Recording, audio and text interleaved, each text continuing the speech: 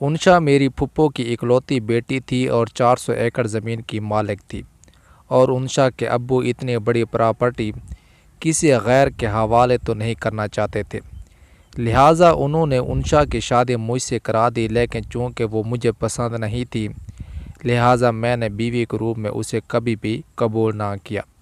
شادی کی پہلی رات سے ہی خود تو پلنگ پر سوتا تھا، لیکن اسے نیچے سونے پر مجبور کیا، مگر وہ ایسی اعلیٰ ظرف لڑکی تھی کہ اس نے کسی کو نہ بتایا، حتیٰ کہ اپنے والدین کو بھی نہ بتایا۔ 2 سال تک میں نے اس سے یہی رویہ رکھا، لیکن وہ پھر بھی چپ رہی۔ مجھے ایک بیماری تھی جس کی وجہ سے نیند کی حالت میں کبھی بھی میری سانس رک جاتی تھی۔ ایک دن نیند کی حالت میں میری سانس رکی تو اس نے مجھے نیند سے جگایا تو مجھے بہت غصہ آیا، اور میں نے کمرے میں اسے خوب ذلیل کیا اور پھر کمرے سے باہر نکال دیا۔ پھر اچانک مجھے پچھتاوا ہوا کہ اس نے تو میری ہمدردی میں ہی مجھے نیند سے بیدار کیا۔ اسے گھر میں ڈھونڈنے لگا، وہ مجھے نہ ملی۔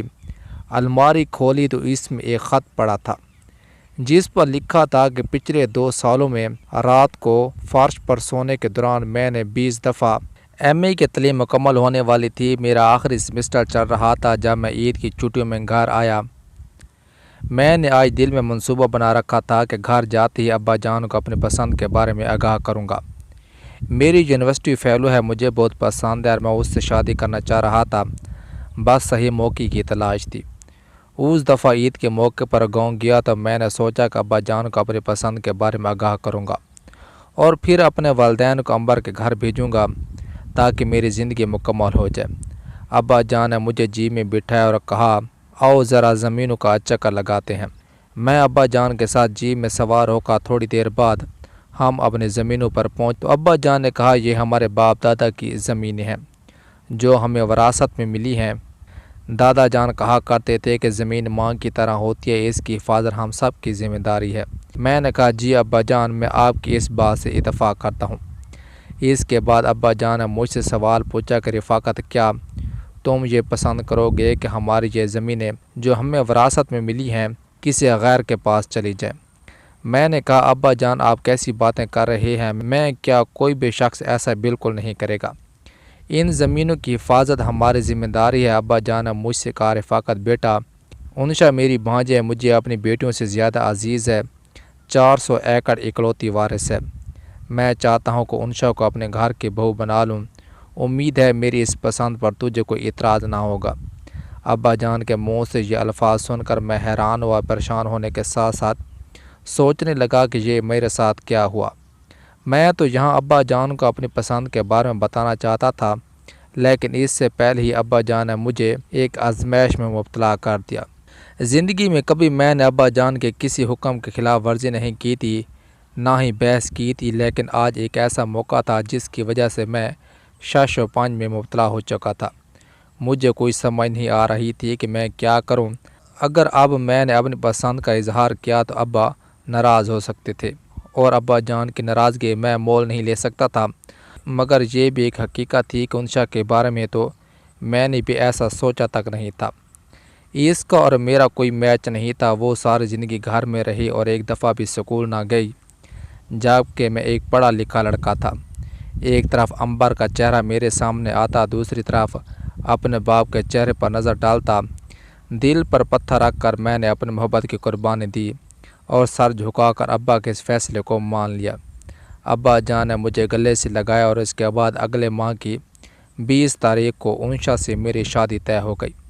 مقررہ وقت پر انشا سے میری شادی تو ہو گئی، لیکن میں نے اسے دل سے اپنی بیوی تسلیم کیا ہی نہ، اور میں نے دل میں یہ منصوبہ بنا رکھا تھا کہ جب میں اس سے بیوی والا کوئی تعلق رکھوں گا بھی نہیں تو تنگ ہو کر خود بخود گھر سے چلی جائے گی۔ شادی کی پہلی رات ہی میں نے انشا کو منہ دکھائی میں یہی بات کہی کہ میں اپنے باپ کی وجہ سے تم سے شادی کر رہا ہوں، مگر میں نے دل سے تجھے اپنی بیوی تسلیم نہیں کیا۔ خود پلنگ پر سوتا اور اسے فرش پر سونے پر مجبور کرتا، مگر اس کے باوجود وہ بہت اعلیٰ ظرف لڑکی تھی۔ اس نے میری یہ بات کسی کو نہ بتائی۔ مجھے یقین تھا کہ وہ گھر جا کر اپنی ماں کو میری اس حرکت کے بارے میں ضرور بتائے گی، اور جو باتیں میں نے اس سے کہیں وہ اس سے کہے گی، لیکن اس نے ایسا کچھ نہ کہا۔ اس کا ثبوت یہ ہے کہ میرا پھپھا بہت سخت آدمی ہے اور اپنی بیٹی سے بے پناہ محبت کرنے والا ہے۔ اگر وہ اپنے باپ کو بتاتی تو دوسرے دن ہی میرا پھپھا ادھر آ کر گھر میں ہنگامہ کھڑا کر دیتا، لیکن پھپھا نے ایسا کچھ نہ کیا۔ یہ اس بات کا ثبوت ہے کہ انشا نے گھر جا کر میری شکایت نہ کی۔ میری ان تمام زیادتیوں کے باوجود اس نے ایک اچھی بیوی بننے کی کوشش کی۔ جب بھی اسے محسوس ہوتا کہ میری چائے پینے کا موڈ بن رہا ہے تو اسے خود بخود پتہ چل جاتا اور وہ کچن میں جا کر چائے بنانا شروع کر دیتی۔ اسے یہ بھی معلوم تھا کہ میں کون سے دن کون سی شرٹ پہنتا ہوں اور جوتوں کے بارے میں بھی اسے پوری معلومات تھی۔ میرے پسند کے کھانوں کے بارے میں بھی اسے علم تھا۔ وہ روایتی بیوی والے سارے فرائض نبھا رہی تھی۔ جبکہ میں اسے مسلسل اگنور کر رہا تھا، میں اس پر روایتی شہروں والا حکم چلا رہا تھا کہ میرا فلاں کام کر لو، یہ کام کر لو، لیکن اس کے باوجود وہ خود بخود وہ میرے سارے کام کر رہی تھی۔ مگر ان تمام باتوں کے باوجود میں نے کبھی اسے دل سے تسلیم نہیں کیا تھا۔ وہ گاؤں کی تھی جبکہ میں شہر میں پلا بڑا تھا۔ وہ خوبصورت تو تھی لیکن خوبصورتی سے زیادہ مجھے اعتماد پسند تھا، جو کہ اس میں بالکل نہیں تھا۔ ہمیشہ آنکھیں جھکا کر چلتی تھی، ملازموں کی طرح میرے سارے کام کر رہی تھی، حالانکہ وہ مجھ سے بڑے ذمہ دار تھی کیونکہ وہ اپنے باپ کی اکلوتی اولاد تھی اور 400 ایکڑ کی اکلوتی مالک تھی، جبکہ ہم 2 بھائی تھے اور میرے حصے میں تو 200 ایکڑ آ رہے تھے۔ ایک دن میں نے صبح نہا کر کنگھی کر کے نیچے چلا گیا تو اس نے ناشتہ لگایا۔ میں یوں ہی نیچے لان میں خبریں سننے لگا تھا۔ آج چھٹی کا دن تھا تو دماغ تھوڑا فریش تھا۔ خبریں سننے کا مجھے ویسے کوئی شوق نہیں تھا، بس یوں ہی وقت گزارنے کے لیے میں ہیڈ لائن سن رہا تھا۔ میری عادت تھی کہ میں چھٹی کے دن ہمیشہ گھر میں ہی گزارتا تاکہ اپنی ماں اور باپ کو ٹائم دے سکوں۔ ویسے تو میں نے دل میں یہی منصوبہ بنا رکھے تھے کہ شادی کے بعد اپنے ہونے والی بیوی کے ساتھ چھٹی کے دن وقت گزاروں گا، اسے کہیں گھمانے لے جاؤں گا، لیکن میرے تو سارے خواب چکنا چور ہو چکے تھے۔ انشا کے ساتھ تو ایسا کرنا ممکن ہی نہیں تھا۔ خبریں سنتے ہوئے مجھے محسوس ہوا کہ مجھے کوئی دیکھ رہا ہے۔ میں نے ادھر ادھر دیکھا لیکن مجھے کوئی نظر نہ آیا اور دوبارہ خبریں سننے میں مصروف ہو گیا۔ دوبارہ مجھے یہی محسوس ہوا کہ کوئی مجھے دیکھ رہا ہے۔ اس دفعہ میں نے جلدی سے پیچھے دیکھا تو انشا مجھے کچن کی کھڑکی سے دیکھ رہی تھی، لیکن میرے دیکھتے ہی وہ دوبارہ کام میں مصروف ہو گئی۔ اس کی چوری پکڑی جا چکی تھی۔ مجھے بہت عجیب سا لگا کہ جس لڑکی کو میں اتنا اگنور کرتا ہوں، اس کا کوئی خیال بھی نہیں رکھتا، اپنے ساتھ بیٹھنے میں بھی منع کرتا ہوں، لیکن اس کے باوجود وہ مجھ میں دلچسپی لے رہی تھی، میرا خیال رکھ رہی تھی۔ وہ اکثر ہی میری طرف دیکھ کر گھورتی رہتی، لیکن میرے دیکھنے پر وہ اپنی نظریں موڑ لیتی تھی۔ ایک دفعہ تو میں گہری نیند میں تھا، لیکن جب میری آنکھ کھلی تو وہ اوپر دیکھ رہی تھی۔ مجھے بہت عجیب لگا، کیا وہ ہمیشہ سے ہی ایسی ہے یا پھر شادی کے بعد ایسی ہو گئی ہے؟ اس کے بارے میں نہیں جانتا تھا، مگر ایک بات جو میں نے محسوس کی کہ دن بہ دن اس میں تبدیلی آ رہی تھی۔ وہ کپڑوں کی سلیکشن کے بارے میں محتاط ہو رہی تھی۔ ایک دن وہ میرے لیے چائے بنا کر لا رہی تھی تو میں نے اس کی آنکھوں میں دیکھا کہ وہ کچھ کہنا چاہ رہی ہے لیکن کہہ نہیں پا رہی۔ میں نے اس کی طرف دیکھ کر کہا کہ آپ کو کچھ کہنا ہے؟ وہ کہنے لگی کہ نہیں، کچھ نہیں کہنا۔ پھر جاتے وقت اچانک واپس مڑی اور کہا، آج موسم بہت اچھا ہے اور چھٹی کا دن بھی ہے، تو میرے دل میں آیا کہ کہیں گھومنے چلیں۔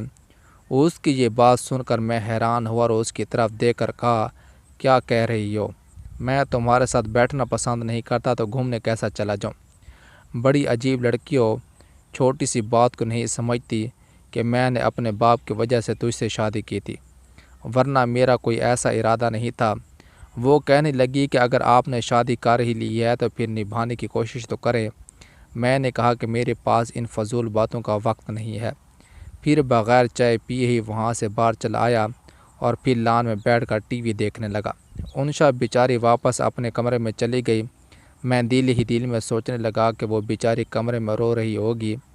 میرے دل میں آیا کہ جا کر چیک کر لینا چاہیے۔ میں کمرے میں گیا تو وہ وہاں نہیں تھی۔ اس کے بعد میں نے کچن میں جھانک کر دیکھا تو ادھر بھی نہیں تھی۔ ڈھونڈتا ڈھونڈتا آخر ایک کونے والے کمرے میں گیا تو کسی کی آوازیں آ رہی تھیں۔ میں نے غور کیا تو وہ اپنے آپ سے باتیں کر رہی تھی اور روتے روتے کہہ رہی تھی کہ یا اللہ، میں یہ کس آزمائش میں آ چکی ہوں؟ میں اپنے خاندان کے ایک ایک فرد سے بہت محبت کرتی ہوں۔ رفاقت بھی ہمارے خاندان سے ہے، اپنا خون معلوم ہوتا ہے، اس سے بھی مجھے محبت ہے، لیکن اس کے رویے کی وجہ سے میں بہت پریشان ہوں۔ یا اللہ اس کے دل میں میرے لیے رحم ڈال دے۔ اس سے آگے میں سن نہ پایا کہ کہیں میرے دل اس لڑکی کی وجہ سے نرم نہ ہو جائے، کیونکہ میں ایسا ہرگز نہیں چاہتا تھا۔ میں نے تو آج تک اسے اپنے دل میں جگہ بھی نہیں دی تھی، اور امبر دور ہونے کے باوجود میرے دل میں بیٹھی تھی۔ میں تو اس انتظار میں تھا کہ میرے اس رویے سے تنگ ہو کر آخر یہ گھر چھوڑ کر چلی جائے، اور مجھے اس بات کی امید بھی تھی۔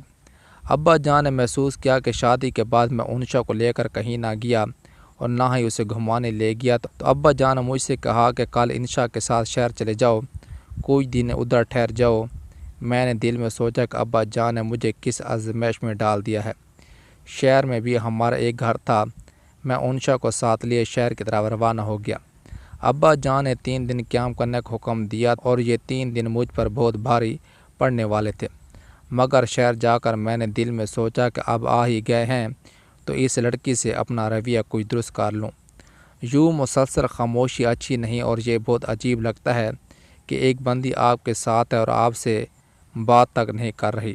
رہائش پر جا کر میں نے اس سے کہا کہ کپڑے تبدیل کر لو، ہم ایک اچھے سے ہوٹل میں کھانا کھانے جا رہے ہیں۔ میری یہ بات سن کر اس کی آنکھوں میں چمک پیدا ہوئی۔ پہلی دفعہ میں نے اس کے چہرے پر خوشی محسوس کی، اور اس کے بعد اپنے دل کو بھی سکون ملا، ایسا سکون جو میں چاہتا تھا، لیکن اس لحاظ سے نہیں چاہتا تھا کہ انشا میرے ساتھ ہو۔ میں تو امبر کے ساتھ اپنی زندگی گزارنا چاہتا تھا، ایک ایک لمحہ اس کے نام کرنا چاہتا تھا، رات کو سمندر کے کنارے اس کا ہاتھ پکڑ کر چلنا چاہتا تھا، مگر انشا تو ایسی تھی ہی نہیں، وہ میرے ٹائپ کی نہیں تھی۔ ایسے محسوس ہوتا تھا جیسے وہ میری نوکرانی ہو اور میں اس کا مالک، مگر مجھے اس قسم کا رشتہ بالکل پسند نہیں تھا۔ میں تو میاں بیوی میں محبت کا قائل تھا۔ میں اس بات کا قائل تھا کہ میاں بیوی میں فری گپ شپ ہونی چاہیے، ایک دوسرے کو تنگ کریں۔ خیر، اس کے بعد ہم ایک ہوٹل میں گئے، کھانا کھایا۔ انشا نے شہر کے لحاظ سے اچھے سے کپڑے زیب تان کیے۔ ایک دفعہ یوں ہی استری کرتے وقت اس نے میری پسندیدہ نیلے رنگ کی شرٹ جلا دی اور پھر ادھر ہی رونا شروع کر دیا۔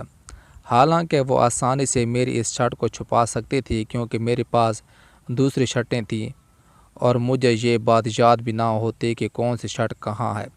میں نے رونے کی وجہ پوچھی تو کہنے لگی کہ آپ کی شرٹ جل گئی ہے۔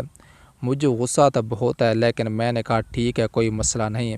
کبھی کبھی میں حیران ہوتا تھا کہ انشا کس قسم کی لڑکی ہے۔ ادھر شہر میں لڑکیاں اپنے شوہر سے ہر وقت کوئی نہ کوئی فرمائش کرتی رہتی ہیں، لیکن آج تک شادی کو 2 سال ہونے والا ہے، اس نے مجھ سے کسی قسم کی فرمائش کا اظہار نہ کیا۔ صبح اٹھ کر نماز ادا کرتی ہے، وہ 5 وقت کی نمازی تھی، اس کے علاوہ صبح قرآن مجید کی تلاوت بھی کرتی تھی۔ ادھر شہر میں بھی اس نے فرش پر ایک کپڑا بچھایا اور وہاں سونے لگی۔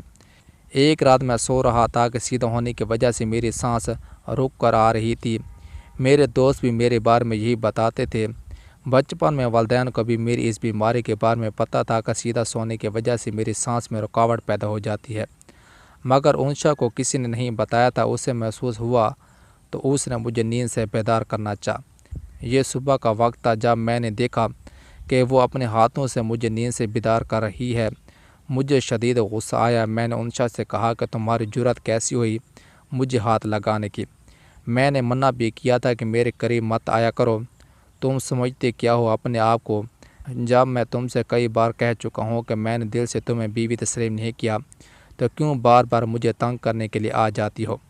وہ کپ کپاتے ہوئے ہونٹوں کے ساتھ کہہ رہی تھی کہ دراصل آپ کی سانس رک رہی تھی اور چہرے پر کافی پسینہ تھا، تو اس لیے میں نے آپ کو بیدار کیا۔ میں نے کہا خبردار آئندہ مجھے ہاتھ مت لگانا۔ میں اپنے بیڈ سے اٹھا اور اسے ہاتھ سے پکڑ کر کمرے سے باہر دھکا دے دیا۔ اس کے بعد کمرہ بند کر دیا اور دوبارہ بیڈ پر سو گیا، کیونکہ میری نیند پوری نہیں ہوئی تھی۔ جب دوبارہ آنکھ کھلی تو اس وقت صبح کے 10 بج چکے تھے۔ صبح 6 بجے والا واقعہ مجھے اچانک یاد آیا تو اچھا نہ لگا۔ دل میں سوچنے لگا کہ میں نے کچھ زیادہ ہی اس کے ساتھ بیہودہ کر لیا ہے۔ اس کے بعد باتھ روم میں نہانے کے لیے چلا گیا۔ نہانے کے دوران یہی سوچ رہا تھا کہ آج اسے مناؤں گا، کیونکہ غلطی مجھ سے ہوئی تھی۔ وہ بیچارے مجھ سے خیر خواہی کر رہی تھی اور مجھے نیند سے جگایا، جبکہ الٹا میں نے اسے بے عزت کر دیا۔ 2 سال ہونے کو ہیں وہ بیچاری فرش پر سوتی ہے اور کبھی بھی مجھے نیند سے نہیں جگایا، جبکہ الٹا میں ہی اسے بے عزت کر دیا۔ 2 سال ہونے کو ہیں وہ بیچاری فرش پر سوتی ہے، اس بات کا تذکرہ کسی سے نہیں کیا۔ مجھے ایک ایک کر کے انشا کی ساری خوبیاں نظر آنے لگی۔ دل میں احساس ہونے لگا کہ یار تو نے تو ظلم اور جبر کی تمام حدیں پار کر لیں۔ خیر میں جلدی سے نہایا اور اس کے بعد دروازہ کھول کر اسے دیکھنے لگا، لیکن وہ مجھے نظر نہ آئی۔ کچن میں آیا تو وہ ادھر بھی نہیں تھی۔ جب بحر سین میں وہ مجھے نظر نہ آئی تو مجھے بہت پریشانی محسوس ہونے لگی۔ ایسا محسوس ہوتا تھا کہ جیسے کسی مچھلی کو کسی نے پانی سے باہر پھینک دیا ہو۔ میں اندر ہی اندر سے تڑپنے لگا، کیونکہ انشا کی وہ تمام اچھائیاں مجھے تڑپا رہی تھیں، اور اب جب کہ وہ مجھے نظر نہیں آ رہی تھی تو میں پریشان ہو گیا۔ میں تو اس سے معافی مانگنا چاہ رہا تھا۔ میں دل ہی دل میں محسوس کرنے لگا کہ میں اس کے یوں اچانک غائب ہونے پر اتنا پریشان کیوں ہوں۔ میں خود ہی تو چاہتا تھا کہ وہ گھر سے چلی جائے اور دوبارہ مجھے نظر نہ آئے۔ اب جب کہ میرا کام ہو گیا ہے اور وہ چلی گئی ہے تو میں اتنا پریشان کیوں ہو گیا ہوں۔ میں اس سے محبت کرتا ہوں۔ میں خود سے پوچھنے لگا، نہیں ہرگز نہیں، میں ایسی لڑکی سے کیسے محبت کر سکتا ہوں جو میری محبت کے قابل تک نہیں، جس کو بات کرنے کا سلیقہ نہیں۔ پھر میرے اندر سے آواز آئی کہ جیل تو اس سے محبت کرتا ہے، اس کی حد سے زیادہ فرما برداری اور خاموشی نے تجھے اندر سے توڑ دیا اور اس کا دیوانہ بنا لیا۔ پھر میری انا نے کہا، ایسا ممکن نہیں۔ ایک ایک کر کے ساری اس کی اچھی باتیں یاد آنے لگیں، کیسے وہ فرش پر بستر بچھائے سو جاتی تھی اور سوتے ہوئے بھی میری طرف دیکھتی رہتی، کس طرح وہ باورچی خانے کی کھڑکی سے مجھے گھور رہی تھی، لیکن جیسے ہی میں نے دیکھا تو اس نے اپنا چہرہ چھپا لیا۔ کیا ان ساری عادات کی وجہ سے میں اس سے محبت کرنے لگا ہوں؟ ہاں میں اس سے محبت کرتا ہوں۔ میری انا کا بھوت اتر چکا تھا۔ میں پاگلوں کی طرح بھاگ بھاگ کر اس سے تلاش کر رہا تھا۔ گھر میں نظر نہ آئی تو باہر گیٹ پر آیا اور سڑک پر دیکھا، لیکن مجھے کہیں نظر نہ آئی۔ مجھے اس بات کی پریشانی نہیں تھی کہ ابا جان کو کیا جواب دوں گا کہ تم بیوی کے ساتھ گھومنے گئے تھے، بیوی کہاں ہے۔ بس پریشانی تھی تو اپنی وجہ سے تھی، کیونکہ میں اندر سے بہت بے چین تھا۔ میں باہر سڑک پر گیا، ادھر بھی مجھے نظر نہ آئی۔ گاڑی نکالی، شہر کا چپا چپا چھان مارا، تمام بس اڈوں پر دیکھا کہ شاید وہ مجھے کہیں نظر آ جائے، لیکن مجھے کہیں نظر نہ آئی۔ میں دل ہی دل میں بہت پریشان ہو رہا تھا۔ پھر سوچا شاید وہ کسی بس پر سوار ہو کر گاؤں کی طرف چلی گئی ہو۔ میں نے گاؤں رابطہ کیا تو وہاں سے بھی یہ خبر آئی کہ وہ یہاں نہیں آئی۔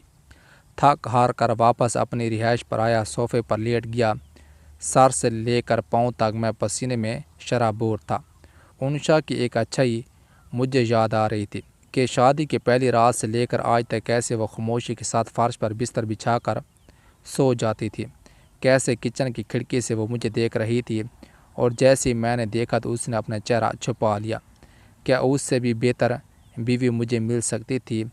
انشا سے بڑھ کر مجھے کوئی نہیں پیار کر سکتا تھا، اور اب میں اس سے اپنی جان سے بھی زیادہ پیار کرتا ہوں، لیکن افسوس ہے کہ میں نے اسے کھو دیا ہے۔ پتہ نہیں وہ کہاں ہے۔ خدا نہ کرے اس نے اپنے آپ کو نقصان نہ پہنچا دیا ہو، دل برداشتہ ہو کر اور میرے ظلم سے تنگ آ کر اس نے اپنی زندگی ختم نہ کر لی ہو، کہیں نہر میں چھلانگ نہ لگا دی ہو۔ اس طرح کے خیالات بار بار میرے دماغ میں آ رہے تھے اور مجھے پریشان کر رہے تھے۔ الماری کھولی تو وہاں ایک خط پڑا تھا، جس کو کھول کر پڑھا تو اس میں لکھا تھا کہ میں رفاقت کی قابل نہیں، لیکن بیوی ہونے کے ناطے میں اس کا بہت خیال رکھتی ہوں۔ سوتے ہوئے رفاقت کو سانس کا مسئلہ تھا، جس کی وجہ سے میں نہیں سو پاتی۔ بس یہی سوچ کر ساری رات نہیں سوتی کہ خدا نخواستہ رفاقت کی سانس رک نہ جائے۔ ساری رات اس کی بستر کے سامنے بیٹھی رہتی ہوں تاکہ اس کا خیال رکھ سکوں۔ محبت کا تقاضا یہ ہے کہ قربانی دی جائے، لہٰذا اپنی نیند کی قربانی دے کر میں اس کا خیال رکھتی ہوں۔ رفاقت رو رو کر کہہ رہا تھا کہ کاش وہ ایک دفعہ میرے سامنے آ جائے تو میں اس سے معافی مانگوں گا۔ مجھے اب اس پر کی گئی ایک ایک زیادتی یاد آ رہی ہے، اور ان کو یاد کر کے وہ چیخنے لگا، چلانے لگا، اپنے بال نوچنے لگا۔ میری چیخنوں کی آواز سن کر اچانک وہ میرے سامنے آئی۔ اسے دیکھ کر مجھے ایسے محسوس ہوا کہ میری سانسیں واپس آ چکی ہیں۔ کہاں چلی گئی تھی تم؟ مجھے چھوڑو۔ اچانک وہ میرے سامنے آئی۔ اسے دیکھ کر مجھے ایسے محسوس ہوا کہ میری سانسیں واپس آ چکی ہیں۔ کہاں چلی گئی تھی تم؟ مجھے چھوڑ کر آپ دوبارہ مجھے چھوڑ کر کبھی نہ جانا۔ انشا کہنے لگی جیسے آپ نے صبح مجھے کمرے سے نکالا تھا تو مجھے بڑا دکھ ہوا اور میں گھر کے چھت پر چلی گئی تاکہ میرے رونے کی آواز آپ تک نہ پہنچ سکے۔ ادھر ایک چرپائی پڑی تھی تو مجھے وہیں نیند آ گئی۔ اب آپ کے چیخوں کی آواز سنی تو میری آنکھیں کھل گئیں اور میں چھت سے نیچے آئی۔ کیا ہوا، کیوں چیخ رہی ہو؟ کیا کوئی چیز گم ہو گئی ہے؟